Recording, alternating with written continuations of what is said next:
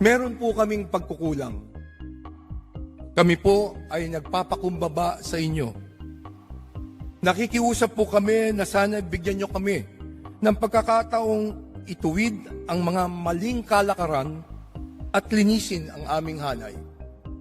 Nakikiusap po kami na magbigyan nyo pa kami ng tsansang makuha muli ang inyo pong tiwala. Under my leadership, this house will change. I will not defend the guilty and I will not shield the corrupt. Pero, alam naman natin na wala tayong pake sa kanya. Anong ba ang kanyang profile? Because, to be honest, wala naman tayong pake sa mga ganyang bagay.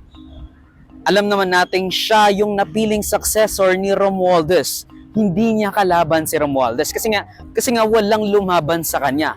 200 plus congressman ang bumoto sa kanya. 30 or some odd people did not vote for him or have abstained.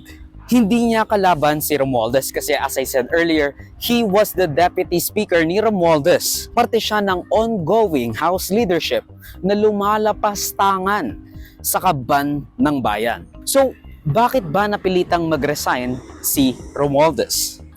Last year kasi, nagsalita si Vice President Sara Duterte laban kay Romualdez at kanyang House Committee on Appropriations Chairperson Elizalde Co. Basically, yung tagahawak ng pitaka ng 2025 budget. Sila yung magde-decide kung ano nga ba talaga ang dapat paglaanan ng pera ng bayan. Ang budget ng Pilipinas ay hawak lang ng dalawang tao. Hawak lang siya ni Congressman Zaldico at ni Congressman Martin Romualdez. Yan ang katotohanan. Ang halimbawa ko dito, sa DepEd muna tayo. Sa Department of Education, noong taong 2023, merong 5 billion na inapprove para sa classroom construction. Nagulat ako